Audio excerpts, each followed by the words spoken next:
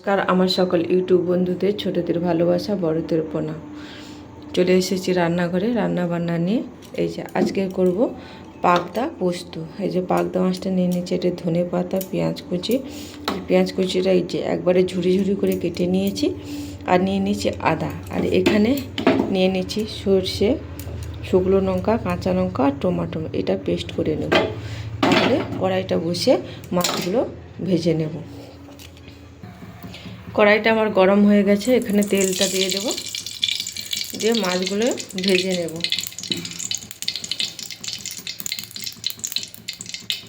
আর যারা নতুন দেখছেন সাবস্ক্রাইব করে পাশে থাকবেন, আর ভালো লাগলে লাইক কমেন্ট শেয়ার করে দেবেন।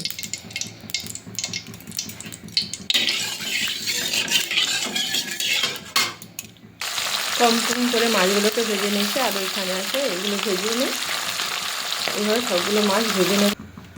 এখানে আমি সরিষার তেল দিয়ে দিয়েছি, এবারে দিয়ে দেবো পেঁয়াজ কুচি।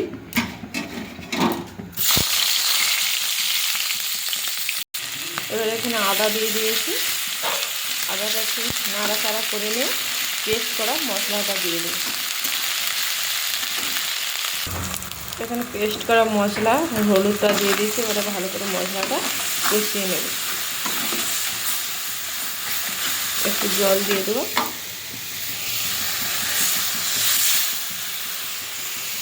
ভালো করে কষিয়ে নেব। মশলাটা আমার কষানো হয়ে গেছে, এবারে পাবদা মাছগুলো দিয়ে দেবো, দিয়ে একটু নাড়াচাড়া করে জল দিয়ে দেবো।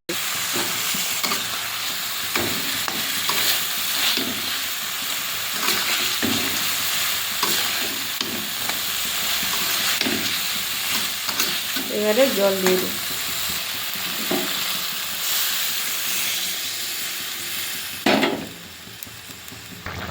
জলটা আমার ফুটে গেছে, এবারে ধনে পাতাটা দিয়ে দেবো।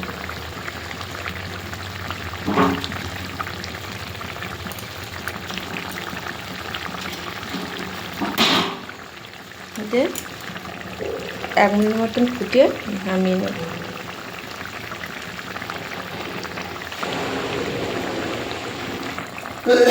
পাবদাটা আমার হয়ে গেছে, এবারে নামিয়ে নেব।